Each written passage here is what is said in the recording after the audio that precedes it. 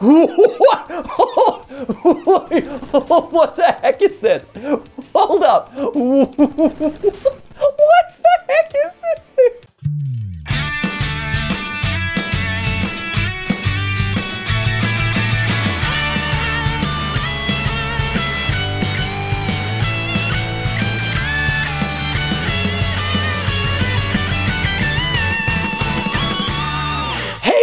And welcome to GTLive, where I'm back on the couch to try and get more stars in Security Breach, Fury's Rage. I had to watch myself. First off, I had to make sure I didn't say Five Nights at Freddy's, because there is no Five Nights at Freddy's in the title, and then it's Fury's Rage, not to be confused with McFlurry's Rage. So anyway, I can't say it. I'm having a really hard time. I had to take a break from recording. I was recording another episode, and I kept stumbling over my words. Today is just one of those weird, I'm flubbing all my words days. And so I don't know what it is. I don't know if I haven't done enough mouth exercises, or if I'm just tired and my mouth is just like, I can't talk this fast anymore. But regardless, I am tripping over all my syllables, so let me know. So I guess it's one of those things that if I stumble across my words, forgive me. Just know that... See, I don't have any words. I told you. Something tells me it's the lack of sleep. And not, I can't imagine. The lack of mouth exercises. What? I've been getting plenty of sleep these last few days. I don't know what you're talking about, Matt. I've been getting a lot of sleep. It's been rough. It's a lot going on. My parents are in town. Ollie's been having trouble sleeping. Steph's been having trouble sleeping. There's been a lot of work. Yeah, I'm just, woo! So anyway, let's play Security Breach, Fury's Rage, Hard Mode Edition, which everyone tells me has a different ending, and like I mentioned in the last video, I'm assuming that there's at least one, if not two other secret stars hidden in this thing. I'm guessing one is from beating Hard Mode, and I'm guessing two is from beating it without the aid of Scott Cawthon or like his super call. So I'm assuming one or both of those will give us a different or unique ending. So let's see how it goes, friends. Let's hop into Security Breach, Fury's Rage. That's redundant, Scott. Fury and Rage are the same thing. I'm gonna go Monty. Last time I liked Monty a lot. So we're gonna hop. They're very talkative. The animatronics are very talkative. I feel like I should just... I feel like I need to either go through and listen to all the voice lines, because again, it's Scott, so who knows, maybe there's some secret lore or something funny hidden in the voice lines. But yeah, there's a lot of dialogue, and I feel like we didn't get a lot of it last time. I bet there's like death dialogue, I bet there's winning with this character, losing with this character, so there's a lot of stuff that I'd be curious to see. And see play out. I'm gonna try to not use Scott. That is my goal with this. So that way, you know, maybe I can get two chicas with one stone, as it were. See? What do you mean, boo? Get out of here. But that way, you know, it'll hopefully save me a run. So that way, if at the end, if I have two stars at the end of this, and one, if I manage to beat it, and two, if I manage to beat it without, you know, using Scott, then that would tell us that, okay, one star was from not using Scott, and one star was from beating Hard Mode. Is that a chocolate bar? It is a chocolate bar. What's that for? Health. Oh. For deliciousness. Chocolate is really good for you. Chocolate is great. Ollie, people have started to see, now that Ollie has like peeked into a couple of the videos, that his nickname is Bean. So Ollie Bean is his nickname. And so we have this game where it started with, you know, just when you're pushing a kid on a swing, I don't know, a lot of parents are just kind of like passive pushers. But I don't know, I try to stay very active in my pushing of Ollie on the swing. And so with Ollie, there was, nope, okay, get out of here. But with Ollie, as one of the things that I started doing on the swing with him was this. There's lots of different types of beans, And then I would, you know, it's like every time I would push him, I would add a different type of bean. So it'd be like a pinto bean, and a navy bean, and a cannellini bean, and a cocoa bean, and a jelly bean, and a green bean, and a string bean, and you know, and that's fun, and it's kind of goofy. So every time I add to it, right?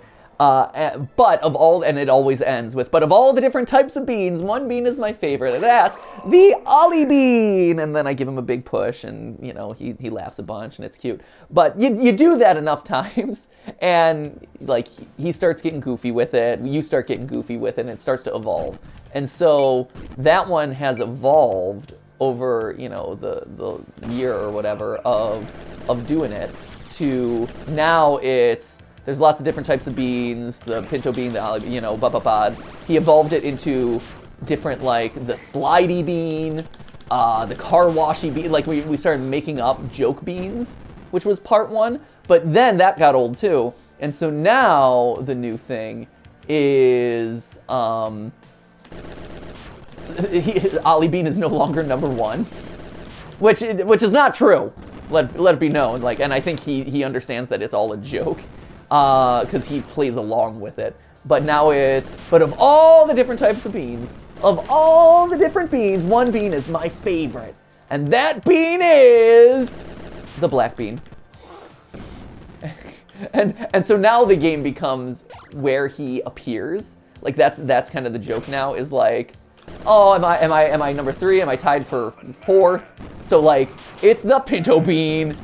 And in 2nd place is absolutely the cannellini bean. But 4th place is absolutely the jelly bean. And also Ollie bean! And then and then it's funny because it's him again. But like, I feel bad on one hand because it's like, oh, he's definitely my #1 bean. But the joke is that he's lower on the tier list, and he gets a kick out of that. Ollie aside, what is your #1 bean? It's a good question, right? You know, I think it's got to be, to me, I think it has got to be the cocoa bean. Like, as we do this game, I actually think about it, and which, you know, it's something that you do. But I believe it's got to be the cocoa bean, right? Like, okay, because the cocoa bean, I just like chocolate. Like you said, chocolate is just top tier, you know? I think mine is the coffee bean. See, yeah, I get that. Like my dad, because I was playing the game. My parents are in town, and my dad heard us playing this game, and I think my mom was concerned because she's like, "Oh no, he's not the #1 bean." I'm like, and I explained it to her, but I think she was still concerned. It's like, what if this gives him a complex? But my dad's like, I wonder what it is. And yeah, he's a coffee drinker, and so for him, it's definitely the coffee bean. But for me, I'm not much of a coffee guy. And so, yeah, for me, I think it definitely is the cocoa bean. What if we narrow it down to meaty beans? To like what? What bean? Meaty beans? Like, oh, meaty beans? Meat-like beans. Like lentils? Yes. You narrow it down to lentils? I think the red bean is really... I like either the red bean or the black bean. I think it's the black bean. Yeah, right? Black bean is really solid. Garbanzo... Meaty beans are really good, too. Well, garbanzo beans aren't beans. Wait, garbanzo beans aren't beans? No, they're peas. Wait, but meanwhile, chickpeas... Well, no, okay, if we're getting into the nitty-gritty, right, they're legumes. Okay. And beans aren't necessarily legumes. Well, and so this is also one of the things, because black-eyed peas are technically beans. And so that's also one of the jokes that Ollie and I have added over the many, many iterations of this game, is we do the black-eyed pea, which is secretly a bean. And so we call them the ninja beans. The beans that aren't actually beans, that are secretly beans. Wait, so garbanzo bean is not a bean, it's a chick. Isn't that the same thing as a chickpea? It is. And chickpeas are legumes. Wait, is it a pea first, or is it a legume? It's a legume, but I don't think all legumes are beans. Oh man, this is because like peanuts are no wait. Yeah, peanuts are legumes, but they're not beans. That's true. Okay, hey, puppets. Those guys are just brutal. That's interesting. I might have to correct my game, or I might have to look this up. Food theory. Right, this is a food theory in the making right here. This is it. Bean ranking. People ask how we get ideas for the episodes by streaming by streaming me playing Five Nights at Freddy's games and, you know, coming up with dumb questions along the way. I push my kid on the swing, and it gets me to ask the questions that no one else thought that they need an answer to. Get out of here, virtual girl, VR girl. I believe that these are all, like, I believe that most of these are references to the AR game. The only question I have is whether, I don't know all the references because I haven't kept up with all the skins in that game, but like VR, I think the VR twins are, I know that the clown is, certainly. Ooh, hello, oh, hello, hello, whoa, hello, hello. Oh, jeez, okay. Okay, sorry, I gotta focus up time. I believe this version of Baby is also a reference to the AR game skins, but we'll see. Okay. You hit your maximum number of points. Did I hit maximum points? Mm-hmm. Huh, that's interesting. Right? Maybe that's a star. I'm hoping that, you know, if we are indeed successful in beating this without dying, without using Scott, everything, because we still have at least one level left. I'm hoping that we'll be able to unlock multiple stars at the same time, but who knows, you know? Like, I'm not sure. Now, who's this guy? This is clearly Mega Brow, obviously. I believe he is a reference to FNAF World. So FNAF World was kind of a jokey game that ended up being maybe more important to the lore than people would have expected. Oh my gosh, these guys just eat away your health. It's terrible. Get out of here. So he's kind of a joke or a fake balloon boy.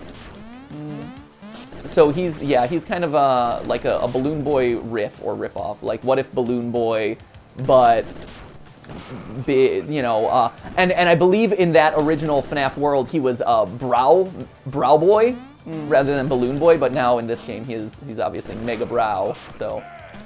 Balloon Man. Yeah, he's grown up into Balloon Man at this point, so it's good to see that puberty has hit, that he's living his best life, you know, that he's continuing his balloon-dominated experience. So we're moving through hard mode pretty quickly. I'm noticing that the characters definitely punch harder, and some of them have more hit points, it feels like, but for the most part, you know, it's going pretty smoothly, and we haven't had to dip into too many of our, like, specials or anything. So, so far so good. You know, last level was the first time I died in the previous playthrough though, so we'll see. So I gotta stay on my guard. I can't be getting loosey-goosey with it. I will say that Monty Gator feels like the right character to approach this with. The only other thing that I can think of when it comes to stars, right, is maybe there's a world where you have to beat hard mode with every character, since they do have different skill sets, right? So I do wonder about that one. I'm a little bit worried about that. And if that's the case, I would probably do that like off stream, or, you know, maybe do some extra bonus work in the background. I love how many, like, they're really trying to give me Scots, which again leads me to believe that not using Scott is the right answer. Like, I see this huge amount of Scots and it's like, please use Scott, please use Scott. And I'm like, no, I don't think I want to. I think you're trying to mislead me, game. I don't believe you. I don't think you're being that that much of a benefactor to me. Gotta be honest. Oh, nah! Classic, playing dead and then punching me. But yeah, so that's Brow Boy. What else? Obviously, everything else makes total sense to you, though, right? Yeah, no, the fox with the nuclear mask and the meat hook. I know him. Right. Okay. Good. Good. The big bunny guy with the clown face and the mallet. We're good friends. Yeah, you're besties. Frozen Freddy, I do know. Right. He is familiar to me. He's buff. He is. I mean, right? They're looking good. All these guys, man, are looking real good. Who knew? It's something about the 80s.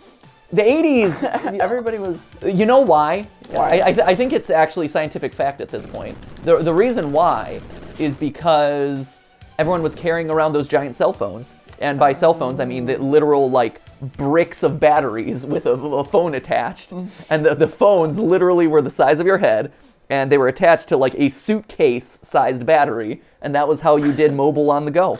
And so everybody just got super swole. Yeah, so everyone got swole the entire time, because you were literally just heaving this giant box around to communicate with each other. I was watching Jim Carrey's Liar Liar recently. Okay, and there's classic. a scene in the movie where his ex-wife is in the car, and he's calling her, and she picks up, like, a cord phone in the car. Uh-huh.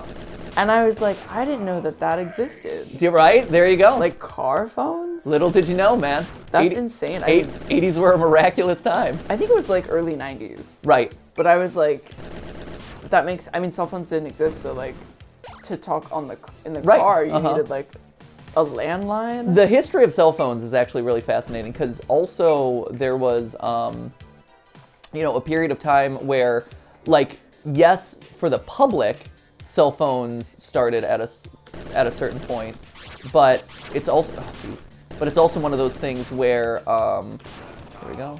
Ooh, hey, got here. Okay, great. But when cell phones actually were invented, or when they first were able to be used, like plane phones is a really interesting one, because phones in planes, like to this day, right? You're not allowed to use like phones in planes, but like Air Force One has had a working phone in it forever, or like for a really long time.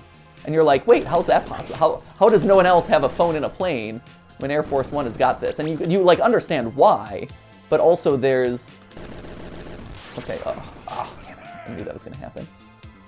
This is getting tricky. Okay, get out of here, Manny. So this is where you really need. Really need Vanny to go away. Yeah, I'm just gonna. Great, get her out of the screen maybe. Need to push people. Okay, we're getting close. Okay, and we haven't used Scott yet. So again, like, we're right there. We have not used Scott. That should be end of Vanny. So this should be it. Hard mode, did not die, did not use Scott. So if there's something new, oh, here we go! Yes! Okay, all right, there it is. So I don't know if this is unlocked because of hard, like, those are the three things that I was focusing on. Don't die, don't use Scott, and hard mode. I don't know if this is because we beat hard mode, or if this is like the extra, I'm assuming this is hard mode. Like, this is the hard mode secret level or something like that. Oh, what? Okay, wait. So real quick, look back there.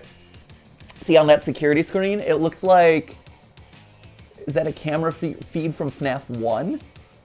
I believe that's so small and like all blurry and wobbly. It looks like the camera feed from FNAF 1. Because you see the map in the bottom right corner, you see the animatronic close up to the screen. I think that's the classic scene where like Bonnie or Freddy like turns to the camera to look at us. Oh, and that's Baby's blueprint. So this seems, okay, so this seems to be coming from like, it's FNAF in space, obviously, guys. It could just be a bunch of joking references, or it could be, you know, whatever, but that's funny. So it seems to be drawing like inspiration from a bunch of, what the heck is this? Hold up. What the heck is this thing? What? Okay, hold up. So, oh, hey, okay, these guys are the bad ones. These are, no. Okay. So, okay, in his head, he's got a Chica doll, a clock. Okay, get rid of these guys, get rid of these guys, get rid of these guys. We do not want to deal with them. We do not stand. So wait, okay, so he's got the locks. So he's got a bunch of locks, which reminds me of the, this is insane, which reminds me of the Candy Cadet stories about the 5 keys melted into 1 key, locked doors, things like that. In his head, which is very reminiscent of Nightmare, he's got Chica and some like balls and a clock. And what else is up? Okay, okay, get out of there. Okay. Ooh, I need that. I want that candy. And he's got, what's on his face? It looks like it's like a, it looks like he has, oh no! Oh my gosh, he killed me in like 2 hits! Oh no! Shoot, oh, I want to get back to it. Oh no, oh no, oh no, no, no, no. Okay, so I have died, but I have not used Scott still. Protein, low fat. Protein, low fat, great. Huh, so this is like all the, oh no, and we're back to the beginning, shit. Oh, that sucks. Okay, so you can't die there. Oh, poop. So I bet you have to beat him and do all those things without, huh, okay. So he looked like he was the lore guy. Okay, this is what I think that was. I think that is the lore.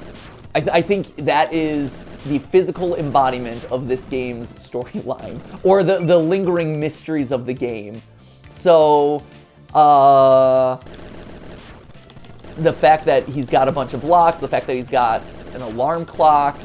What else did he have? Here, hold up. What else did he have? Do we have the ability to pull up like a picture of him?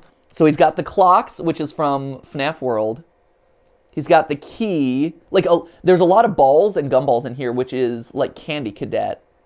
So it feels like this guy's kind of like referencing Candy Cadet in a lot of ways. Where, so the clock is FNAF World. He's got, it's a tiny toy Chica that's missing its beak, which is an obvious reference to FNAF 4 and the mysteries. There's the box, the FNAF 4 box, which is obviously one of the most ongoing like questions about this, like what's in the box. His face is an alarm clock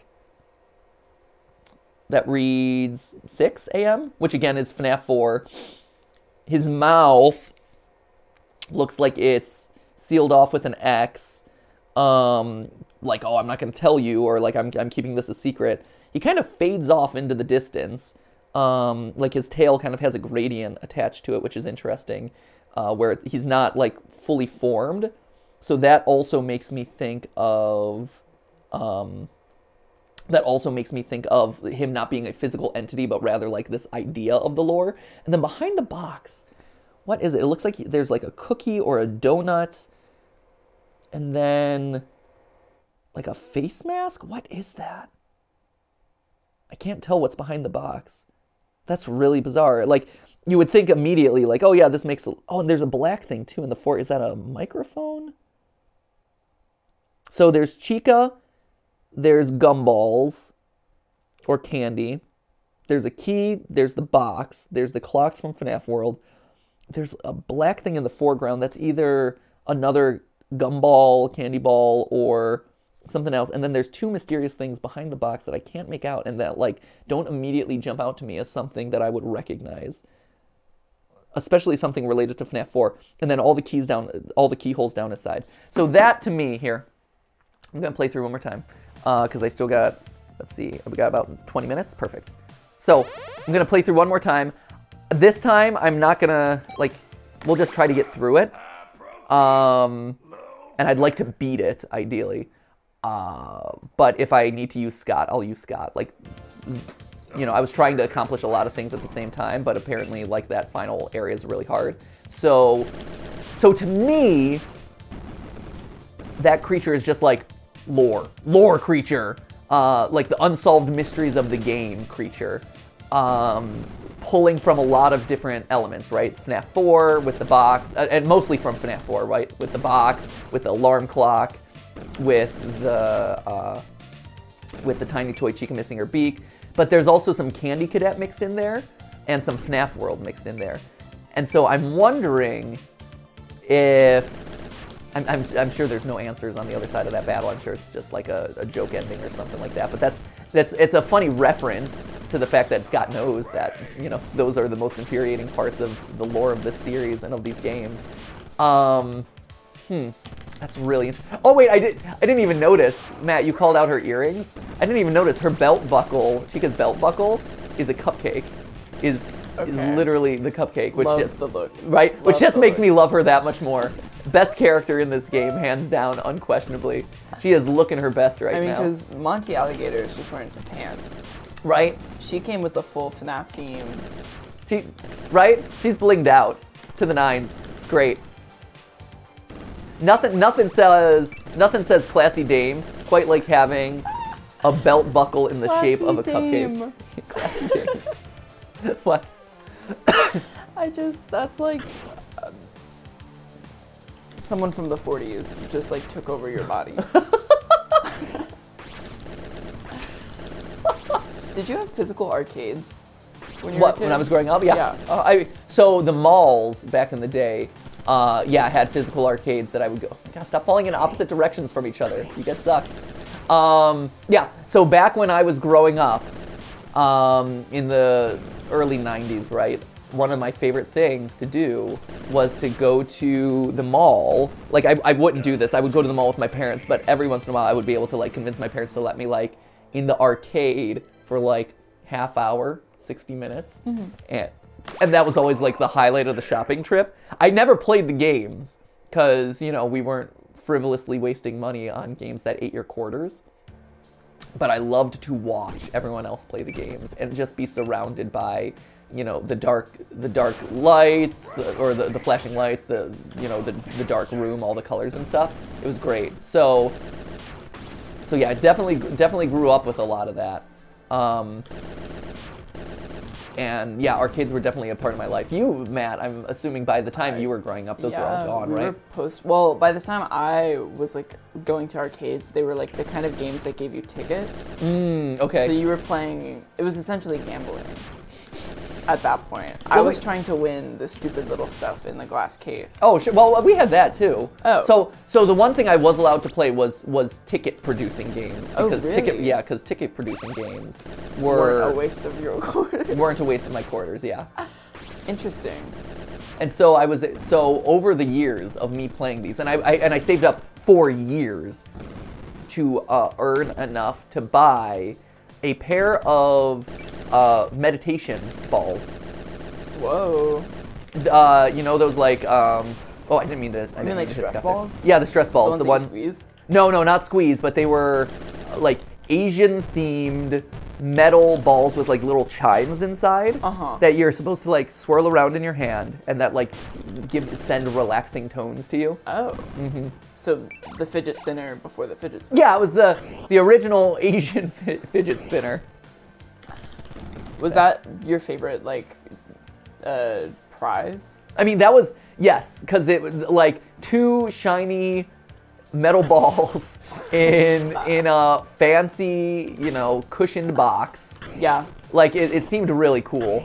I remember at our bowling alley, one of the prizes you could get was a used bowling pin. Ooh, yeah, that's cool. And I was obsessed with that. I like spent all of my time and money at the bowling alley trying to get like a used bowling pin. Yeah, absolutely, right? Because owning a bowling pin is legit. I guess so. Thinking back, I'm like, I just like put it on my desk and I was like, cool. Wait, so did you get it? Yeah. Nice, congratulations. Way to set your sights high. I got 2.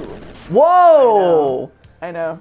Well, to be fair, one of them was gifted to me. Okay. Because it was my birthday and they felt bad for me. Oh, that's so nice. Spent a lot of time trying to get that bowling pin. You know, pity is Pity goes a long way. Pity goes a long way, honestly. It's great. It's a great thing. That's really funny. No, when I was growing up, because I had that same thing where I'm like, ooh, the bowling pins were awesome. But the only way you could get them from our bowling alley was using was having your birthday there. Like the birthday boy or girl was always allowed to keep the pin, and that was the only way that they would give away that stuff. Or, hear me out, you wear your OSHA approved non-slip shoes, you make your way down the bowling alley, or you grab you a pin, and then you got one. So wait, you're literally going down the alley to steal the pin off the lane itself? But your OSHA approved non-slip shoes are important. Oh yeah, okay, because sure. They grease up the. Because right. I learned that the hard way. You didn't know that they grease the. No. Wait, you didn't? Really? I mean, who knows that? Who doesn't know that? That's why there's a line. You didn't know? You didn't know that? Really? No. Are you kidding? That's how the ball's able to... Yeah, they grease the lane up until the last 10 feet or so. But that's how the ball is able to kind of like slide all the way down. And then that's why the hooks always happen towards the end of the ball's trajectory, is because at the very end of the lane, it's not greased anymore near where the pins are. Oh. And yeah, and that's where suddenly friction takes hold and the ball does kind of that last minute scoop around. God. Yeah. That's insane. Okay, Yeah, because like I always thought it was wizardry, like magic. Because I was like, there's no way. So they're just spinning the ball, Yeah. and then towards the end, it just like stops being slippery. Yeah, that's exactly it. Oh my god. Uh-huh. That's it. That just like broke my brain. Well, good. I'm glad. Yeah, thanks for explaining that to me. Yeah, my That pleasure. was truly one of like my long-standing mysteries. Was like, how did they? Was it really? See, look at that, man. It's like one of the things that keeps me up at night. How the balls spin in a bowling alley. Really? Because it doesn't make any sense looking at it. No, it does. You're right. It does. And that's because like it defies the laws of friction. Right. Yeah. That's why. Yeah, I learned that they were slippery because I tried running down a bowling alley and I fell in it. Wait, you did? Why did you try running down a bowling? I was like 9. And you didn't know better at that point in your life? I mean, like, Were there no adults trying to stop you from doing this? adults, schmadults. They were doing their own thing. You need a more parental supervision, Matt. Well, we were a you learn by failing family. Okay, So sure. I learned that the stove was hot by touching it. Oh my gosh, no way! I learned that the bowling alley was slippery by trying to run on it. You know, Oh, the usual stuff. trial by fire. I guess. Wow. You had an intense childhood, man. I learned a lot. You tried a lot, apparently. Man, I mean, I guess that's a way to learn, certainly. What is it? And I have learned a lot about that when it comes to, there's the school of thought for kids of natural consequences. Yeah. Well, but even with natural consequences, I feel like you gotta warn the kid before they touch the stove. I'm right? alive. Minimal burns. I was gonna say, how's your sense of touch doing these days? Well, I also have worked in restaurants forever, so it's gone. Oh yeah, just gone. Yeah, the hot plates at IHOP, Oh they geez. took all my sense away. Truly hot. But it's a cool party trick. Am I the only person, and maybe someone in the comments can back me up on this one, but am I the only person who, when they're like, careful, it's hot, I like lightly touch it just to see how, just how hot it is? I'm like, No, I do that too. Do you? Okay, good. I used to touch the fajita things. Yeah, right? I'm was like, they're like, careful, it's hot. I'm like, yeah, okay, but like, I'll really? be the judge of that. Yeah, like, I'll tell you what I can and cannot touch. Which be is fair, like though, the dumbest thing, Yeah, honestly. as a waiter, that is so annoying. Because I'm like, you're gonna hurt yourself. And then you hurt do, yourself, and then yeah. and then you're like, come on, idiot! I warned you about this. Why didn't you listen? I didn't trust your recommendation. Okay, I'm gonna have to use Scott, I guess. Here, I still don't want it. Like, it doesn't even make sense for me to like not be using him because I used him in the first level. But ooh. Okay, come on, Scott. I need you, man. Step it up, Scott. Has that avatar been No! Poop on a brisket. The first round went so well and we got through the whole thing without dying. Oh! Damn it. Shoot. Can I even go into hard mode anymore? Oh no, am I locked into hard mode? Alright, well, I've got to go. Is there an ending to... Like, I feel like there's not enough here to start a new... Here. I feel like there's not enough here to start a new, like, stream of this. So I'm going to look it up real quick. The day was won, Menace was defeated, but what was the ultimate goal? This is the same ending. Our heroes worried that it was all a distraction. That's the point. It was trying to fill out the time before the release of the main game. Despite the dark days and uncertain times, they remained hopeful that only good things were on the horizon to be continued. Huh. Anything else? The end. No question mark, no nothing. And is there a third star? There's got to be a third star. It's got to be from, like, not dying or not using Scott. It's got to be. Oh, wait, okay, okay, there is more. Okay. Scout's house. He peeks out. I'm sorry. All right. Well, good. Well, I'm glad we didn't dedicate a whole nother episode to solving that one. Cool. And that got him 2 stars. I'm curious if there is a third. There's got to be a 3rd star somewhere around here. Anyway, long story short, you know, again, I said this at the end of the last video, but I'll say it again at the end of this one too. Like, no apology needed. I understand. I would hope that your fan base and the fan base of the series understands that, like, making a game is really hard, and, you know, you're making this game really awesome and impressive, so that's great. You know, the lore monster, I think is just that. I think it's just like an Easter egg reference to all the unsolved lore of the game. People were asking, you know, oh, what do you think about the secret boss or whatever? I don't think it's like a tease of a new character or anything. I think it's just like, haha, badoom-ching, get it? The joke is that this is the lore monster. Like, this is the stuff that can't be solved. This is the thing that, you know, is the biggest monster of this whole series, which is the unexplained bits and pieces of the lore. So there you go. Fun game. You know, super simple. A nice little mid-year tease. And now onward to Gumdrop Angel, which I believe is releasing today. Today? I think it releases today.